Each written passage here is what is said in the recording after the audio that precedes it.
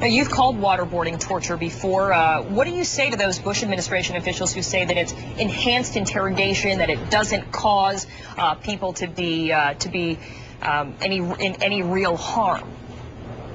Well, I disagree, and I think that's why we passed a thing called the Detainee Treatment Act, which prohibited cruel, inhumane, or degrading treatment, and the Geneva Conventions, which is for the treatment not only of uniformed but also enemy combatants, prohibit such treatment as well. But the point is now it's time to move on. All of those, the president went to the CIA and said people who were engaged in that would not be held responsible, and now those who gave their best legal advice to the president, even though I disagreed with it, we should move on and to go back and hold people some way criminally liable for their best legal advice they gave to the president of the United States is unacceptable to me.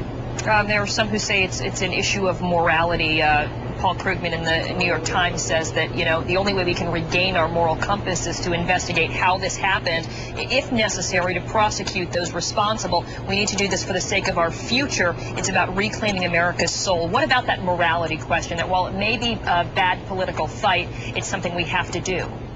I'm not talking about political side. I'm talking about the fact that people give their best legal advice, even if it's wrong, be held criminally liable. That's what they do in banana republics, not in the United States of America. And this has been investigated. The Senate Armed Services Committee issued a report. There's been other memos which have been revealed. Everybody knows what happened.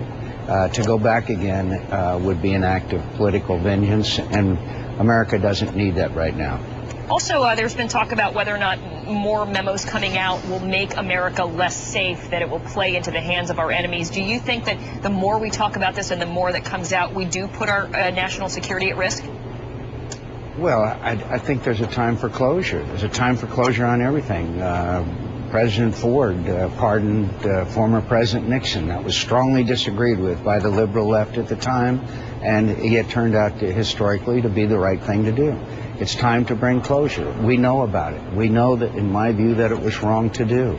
But now say that you're going to tell lawyers that they're going to be prosecuted criminally for the best advice, even if it was bad advice, that they gave the President of the United States, to my mind, sets a terrible precedent for the future. You talked about closure. It was interesting. Your former chief strategist, Steve Schmidt, gave a pretty candid interview to the Politico about the campaign. One of the things that he said, when Lehman Brothers collapsed in the fall, I knew pretty much right away that from an electoral strategy perspective, the campaign was finished. Did you also feel that way at the time? No. What Steve was saying and what we all knew was we were 3 points ahead in the polls, and we dropped to 7 to 10 points down after the stock market collapsed. Obviously, the economy had a huge effect. We fought to the last hour of the last day, and I'm very proud of my campaign, and I'm very grateful for Steve and all of our team. How did you find that strength? Because you were out there day after day, event after event, when you knew, or at least, all indications pointed to the fact that it was quite an uphill battle. I faced an uphill battle in securing the nomination. I faced other uphill battles in my life. The great honor of my life was to receive the nomination of the Republican Party, and I'm grateful for the opportunity to have served as the nominee, and I'll never forget it. Well, your daughter Megan's certainly finding her political voice. She was on The View yesterday. She's quite an eloquent young lady. She's speaking out on issues. She talked about torture. She talked about gay marriage, and she also talked about the Republican Party being scared of change. What do you think about some of her criticisms of the GOP?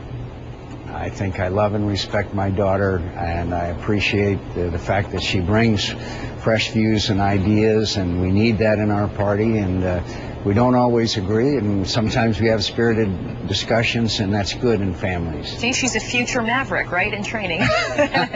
Maybe. Senator John McCain, always great to talk to you. Thanks for being with us.